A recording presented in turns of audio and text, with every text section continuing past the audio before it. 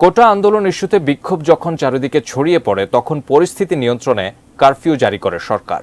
কারফিউর সময় সেনাবাহিনী টহল দেয়। সেখানে সাঁজোয়া জানে ইউএন লেখা নিয়ে তৈরি হয় বিতর্ক, যা নিয়ে পক্ষে বিপক্ষে কথা বলেন অনেকেই। তবে এবার বিষয়টি নিয়ে ব্যাখ্যা দিলেন বাংলাদেশের পররাষ্ট্রমন্ত্রী ডক্টর হাসান মাহমুদ। কি বললেন ডক্টর মাহমুদ, জানাচ্ছেন এসআই রাজ। সরকারি চাকরিতে কোটা সংস্কারের দাবিতে করা বিক্ষোভ দমনে কারফিউ জারি করে সরকার। মাঠে নামে সেনাবাহিনী। টহলের সময় সেনাবাহিনীর সাঁজোয়া জানে ইউএন লেখা নিয়ে তৈরি হয় শোরগোল। আন্তর্জাতিক গণমাধ্যমের ধারণ করা একটি ভিডিওতে কারফিউয়ের সময় রাজধানীর কারওয়ান বাজার এলাকায় মেট্রো রেল স্টেশনের সামনে দিয়ে সেনাবাহিনীর একটি সাঁজোয়া যান যেতে দেখা যায়, যার রং সাদা এবং সেখানে লেখা রয়েছে ইউএন।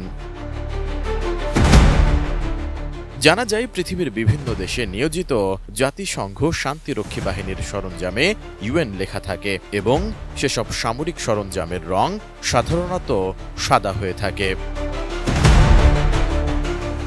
এ নিয়ে বিতর্ক তৈরি হলে বিষয়টি জাতিসংঘ মহাসচিবের মুখপাত্র স্টিফেন ডুজারিকের নজরে আনা হয়। তখন জাতিসংঘ সদর দপ্তরের আয়োজিত নিয়মিত সংবাদ সম্মেলনে স্টিফেন ডুজারিককে এ বিষয়ে প্রশ্ন করে এক বাংলাদেশি সাংবাদিক।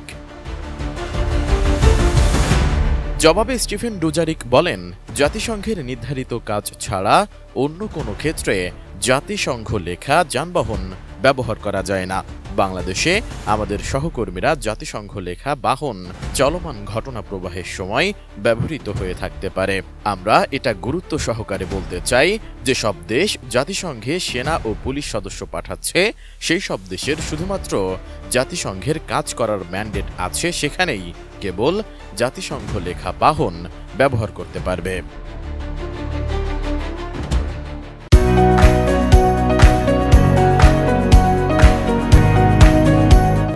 পরে এ নিয়ে শুরু হয় বিস্তর আলোচনা।